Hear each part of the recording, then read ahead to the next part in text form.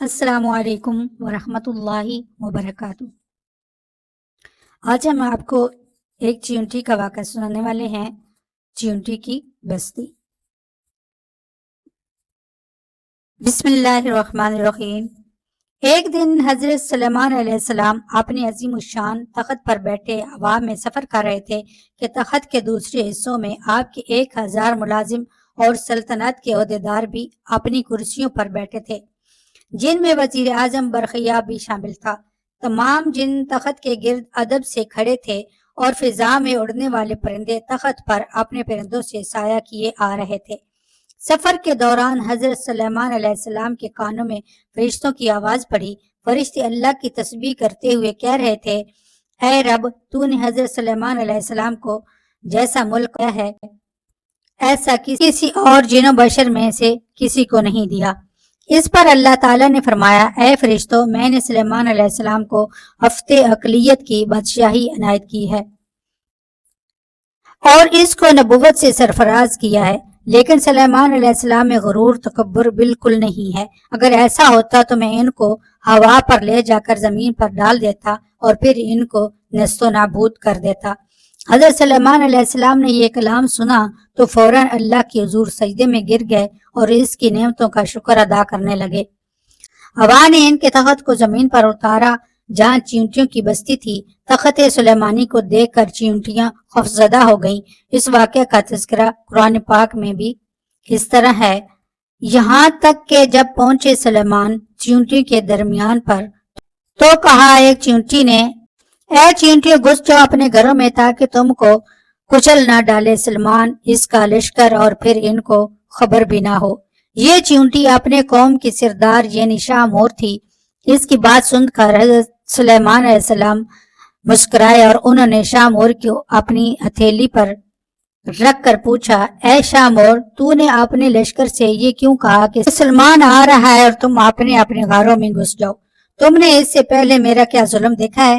شاہ مور نے کہا، اے نبی، ہم نے آپ کا یا آپ کے لشکر کا پہلے کوئی ظلم نہیں دیکھا، مگر ہم نے حفظ و تقدم کے طور پر ایسا کیا ہے کہ کہیں آپ کے گھوڑوں کی ٹانگوں تلے چیونٹیاں نہ کچلی جائیں۔ حضرت سلیمان علیہ السلام نے فرمایا، کیا تم اپنی چیونٹیوں پر ایسی شفقتیں کیا کرتے ہو؟ جی ہاں، شاہ مور نے کہا، چونکہ اللہ تعالیٰ نے مجھے ان کا بادشاہ بنایا ہے، اس لیے میرا فرض ہے کہ میں ان کی سلامتی کا خیال رکھوں۔ تمہارے ساتھ کتنی چیونٹیاں رہتی ہیں؟ حضرت سلیمان علیہ السلام نے پوچھا۔ شاہ مور نے بتایا کہ 40,000۔ اس پر حضرت سلیمان علیہ السلام نے پوچھا، تمہاری بادشاہی بہتر ہے یا میری بادشاہت؟ چیونٹیوں کے سردار نے کہا، میری بادشاہی بہتر ہے، کیونکہ تمہارے تخت کو ہوا اٹھاتی ہے، تم اس پر بیٹھتے ہو، یہ کتنا بڑا تکلف ہے۔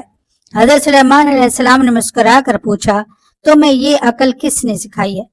اے سلیمان علیہ السلام، جس اللہ نے تمہیں عقل عطا فرمائی اسی نے ہمیں عقل سے نوازا ہے۔ شاہ مور نے جواب دیا، اگر آپ اجازت دیں تو میں آپ سے چند مسائل پوچھوں۔ پوچھو، کیا پوچھنا ہے تمہیں؟ حضرت سلیمان علیہ السلام نے کہا۔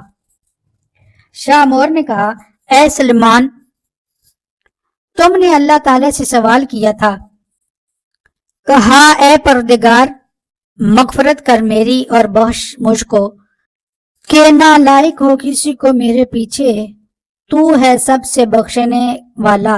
اے سلیمان، تمہارے اس سوال سے حسد کی بو آتی ہے، جبکہ حسد کرنا پیغمبروں کی شان کے خلاف ہے۔ تمہیں یہ بھی اچھی طرح معلوم ہے کہ خدا بند قدوس سارے جہاں کا مالک ہے، وہ جسے چاہے بادشاہی دے اور جسے چاہے نہ دے۔ تو بڑی دانا عقل مند ہے، حضرت سلیمان علیہ السلام نے کہا۔ شاہ مور نے کہا، اے اللہ کے نبی، تم بھی اپنی رعایا کی نگرانی کرو اور اپنے عدل و انصاف سے رعیت کو خوش رکھو، ظالم سے مظلوم کا حق دلاؤ۔ میں تو بیچاری ضعیفہ اور مسکین ہوں، پھر بھی اپنی رعایا کی ہر روز خبر لیتی ہوں اور پھر بھی ان کا بار اٹھاتی ہوں تاکہ کوئی بھی کسی پر ظلم نہ کر سکے۔ شاہ مور کی باتیں سن کر حضرت سلیمان علیہ السلام نے سجدے میں گر کر کہا، اے پروردگار، تیری قدرت بے انتہا ہے اور تو ہی بے شک عظمت و بزرگی کے لائق ہے۔ قرآن حکیم کی سورۃ سبا میں ارشاد باری تعالیٰ ہے، جس کا ترجمہ کچھ اس طرح سے ہے، اور جنوں میں سے وہ تھے جو اس سلیمان اسلام کے سامنے خدمت انجام دیتے تھے اس کے پردگار کے حکم سے، اور جو کوئی ان میں سے ہمارے حکم کے خلاف ورزی کرے ہم اسے دوزخ کا عذاب چکھائیں گے۔ وہ اس کے لیے بناتے تھے جو کچھ وہ چاہتا تھا، قلعوں کی تعمیر، ہتھیار اور تصاویر، اور بڑے بڑے لگن جو حوضوں کے مانند تھے، اور بڑی بڑی دیگیں جو اپنی بڑائی کی وجہ سے ایک جگہ جمی رہیں۔ اے آل داؤد، شکر گزاری کے کام کرو، اور میرے بندوں میں سے بہت کم شکر گزار ہیں۔ اللہ رب العزت شکر گزاری کی توفیق عطا فرمائے، آمین یا رب العالمین۔